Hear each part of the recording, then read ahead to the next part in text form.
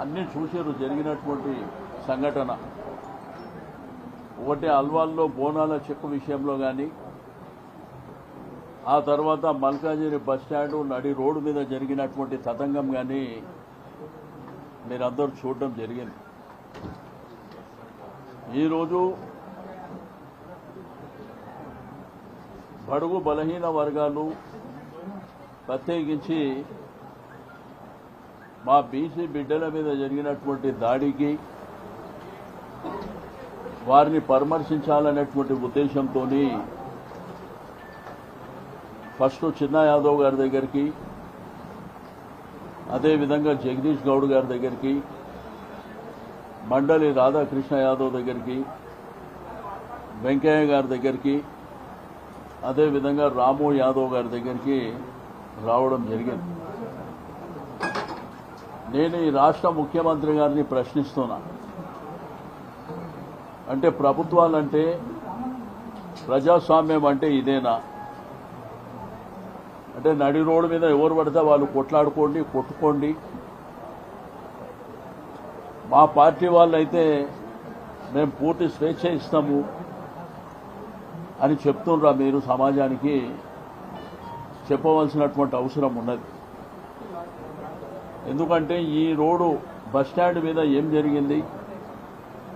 దగ్గర దగ్గర 40-50 కార్లతో వచ్చి నడి రోడ్డు మీద బానట్టు మీద ఎక్కి కూర్చుంటే మరి పబ్లిక్ ఇంత ఇన్కన్వీనియన్స్ జరిగినా, డిస్టర్బెన్స్ జరిగినా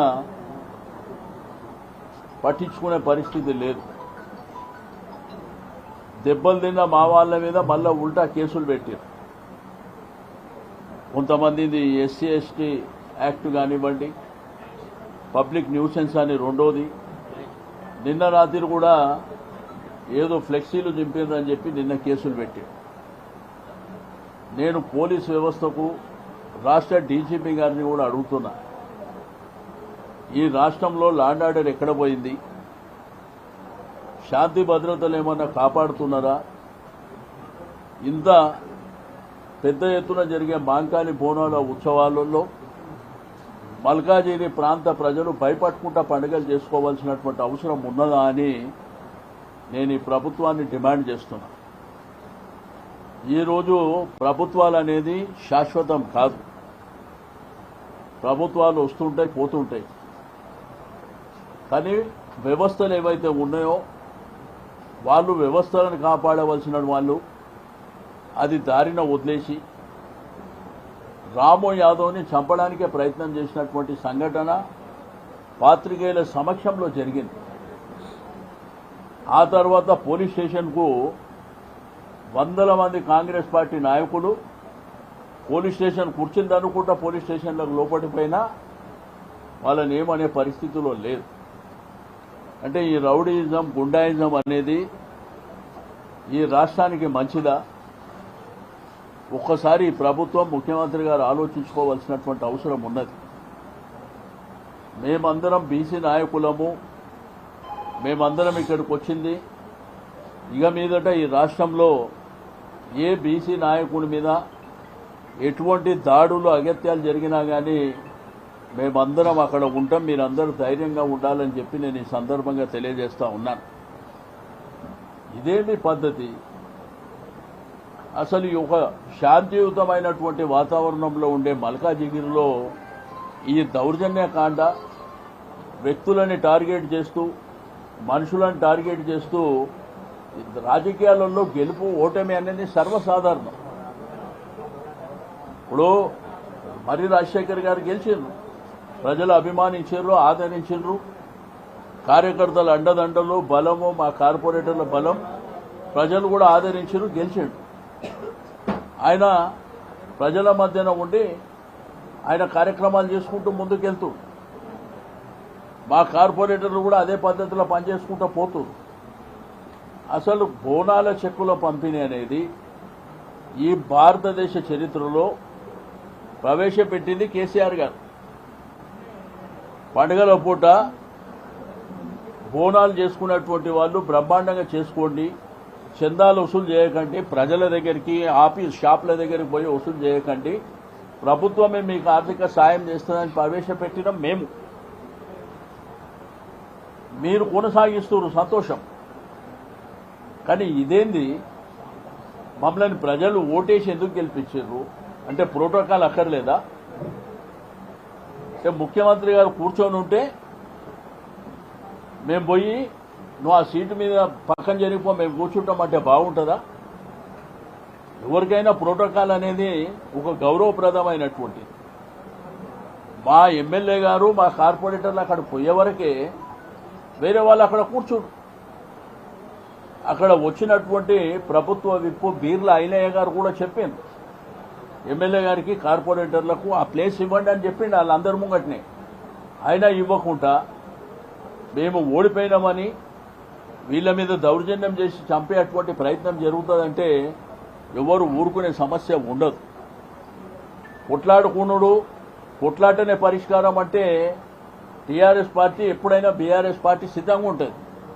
ఎందుకంటే ఉద్యమం నుంచి వచ్చినటువంటి పార్టీ కాబట్టి దయచేసి నేను కోరుకునేది ఒకటే, ప్రజలు ఒక శాంతియుత వాతావరణంలో ప్రశాంతమైనటువంటి జీవితం గడుపుతున్నటువంటి ఈ ప్రాంతంలో మరి ఈ గుండాయిజాలు, రౌడీజాలు, దౌర్జన్యాలు, కొట్టడము, తిరిగి మళ్ళా కేసులు పెట్టడం, పోలీస్ వ్యవస్థ కూడా దెబ్బలు తిన్న వాళ్ళ మీద, ఇబ్బంది పడ్డ వాళ్ళ మీదనే కేసులు పెట్టడం, మరి ఈ విధమైనటువంటి మరి పద్ధతి వాళ్ళ మాన్యువల్లో ఎక్కడుందో నాకు అర్థం కాలే. కానీ ఇక మీదట ఇవి సాగవు. ఇక మీదట ఇదే విధంగా కొనసాగిస్తే తప్పకుండా చట్టసభలు ఉన్నాయి, చట్టసభల్లో ఫైట్ చేస్తాం, అవసరం అనుకుంటే న్యాయ పోరాటం చేస్తాం. కాబట్టి విఘ్నులైనటువంటి మల్కాజిగిరి ప్రజలు ఆలోచించుకోవాలి, ఇది మన సాంప్రదాయమా, మన పద్ధతులా? మనము ఒక 70-80 సంవత్సరాల నుంచి మల్కాజిగిరి గ్రామంగా ఉన్నప్పటి నుంచి ఇప్పుడు పట్టణంగా హైదరాబాద్ సిటీ సెంటర్లో వచ్చినటువంటి వాతావరణంలో దీన్ని ఎవరన్నా సమర్థిస్తారా? ఒకసారి ప్రజలు ఆలోచన చేసుకోవాల్సినటువంటి అవసరం ఉన్నది. మాట్లాడితే బూతు మాటలు మాట్లాడటం, మాట్లాడితే దౌర్జన్యాలు చేయడం, ఎక్కడ పడితే అక్కడ 40-50 బండ్లు వేసుకొని తిరగడం, ఇది మంచి పద్ధతి కాదు. ప్రజలకు ఇన్కన్వీనియన్స్ అయ్యేటువంటి అంశాలని ఓకే, రాజకీయాలలో ఎట్లుండాలి, స్పోర్టివ్గా ఉండాలి. ఓసారి ఓడుతాం, ఓసారి గెలుస్తాం. ప్రజల అభిమానం చూరగొనడానికి మన ప్రయత్నం ఏందో అది చేసుకొని పోవాలి. కానీ ఈ దౌర్జన్యకాండను మాత్రం రాష్ట్ర వ్యాప్తంగా కూడా నిన్న ప్రశాంత్ రెడ్డి ఇంటి దగ్గర అదే జరిగింది.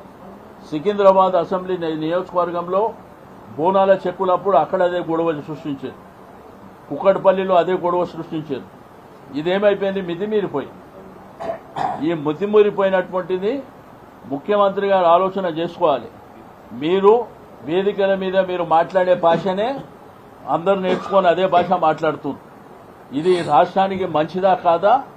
మరి విఘ్నులైనటువంటి ప్రజలు కానివ్వండి, లేకపోతే కాంగ్రెస్ పార్టీలో కూడా విఘ్నులైన వాళ్ళు ఆలోచన చేసుకోవాలి. ఈ సాంప్రదాయాలు కరెక్టా? మరి ఇక పోలీసు ఎందుకు, వ్యవస్థలు ఎందుకు? కొట్టుకుందామంటే ఇక అందరం కొట్టుకుంటూ పోదాం. మీరు కొట్టుకున్నాడు, మేము కొట్టుకున్నాడు, ప్రజలు కొట్టుకున్నాడు. మరి ఇదే సాంప్రదాయం అనుకుంటే అదే సాంప్రదాయంలో పోదామంటే ఎవరికి కూడా అభ్యంతరాలు ఉండవు. కానీ ఇది పద్ధతిగా లేదు.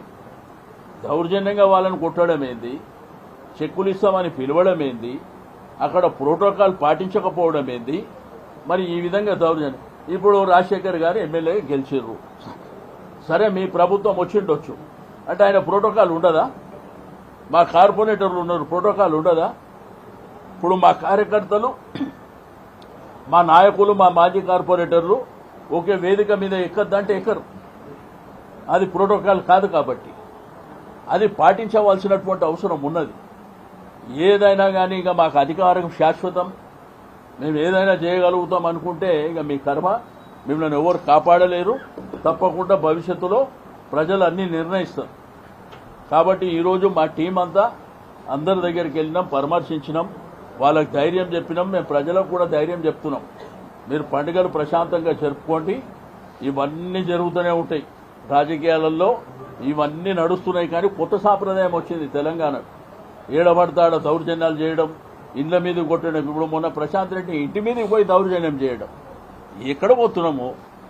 10 సంవత్సరాలు కేసీఆర్ గారి ప్రభుత్వం పరిపాలన చేసినప్పుడు ఏ రోజన్నా ప్రతిపక్షానికి సంబంధించినటువంటి నాయకులు ఇళ్ల మీదకి మేము పోవడం కానీ, మీటింగ్లలో గొడవ జరగడం కానీ, ఏంటన్నా సాంప్రదాయాలు చూసిండ్రా? ఇది కొత్త సాంప్రదాయానికి నాంది పలుకుతుంది.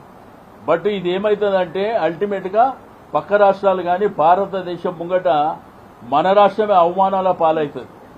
వాళ్ళు కూడా రేపు చిన్న చూపు చూసేటువంటి ప్రమాదం ఉన్నది. కాబట్టి నేను దయచేసి పోలీస్ యంత్రాంగానికి, ముఖ్యమంత్రి గారికి నేను డిమాండ్ చేస్తున్నా, ఎవరైతే ఈ యొక్క చర్యలకు పాల్పడ్డారో వాళ్ళ మీద కేసులు ఫైల్ చేయండి, వాళ్ళ మీద చర్యలు తీసుకోండి. రెండోది, ప్రజాస్వామ్యవాదులంతా దీన్ని ఖండించవలసినటువంటి అవసరం ఉంది. పార్టీలు వేరైనప్పటికీ వ్యవస్థలో చాలా మంది ఉంటారు, రాజకీయాలకు సంబంధం లేని వాళ్ళు కూడా చాలా మంది ఉంటారు. దీన్ని తప్పకుండా అందరూ ఖండం చేయవలసినటువంటి అవసరం ఉన్నది. ఇక మేము కక్షలు పెంచుకుంటూ పోతాం, మనుషులను చంపేస్తాం, మనుషులని ఎక్కడ పడితే అక్కడ కొడతాం అనుకుంటే డెమోక్రసీలో ఎవరు ఒక్కోసారి రెవల్యూషన్ వచ్చిందంటే పీఠాలు కదిలిపోతే అది గమనించుకోవాల్సినటువంటి అవసరం ఉన్నదని చెప్పి నేను ఈ సందర్భంగా తెలియజేస్తా ఉన్నాను. ఇప్పుడు మా పెద్దలు వేణుగోపాలాచారి గారు శాసన మండలిలో ప్రతిపక్ష నాయకులైనటువంటి మా పెద్దలు మాజీ స్పీకర్ మధుసూదనాచారి గారు మాట్లాడినాక చాలా వివరంగా మిత్రులు శ్రీనివాస్ యాదవ్ గారు సుదీర్ఘంగా అన్ని విషయాలు మాట్లాడడం జరిగింది. మేము ఈరోజు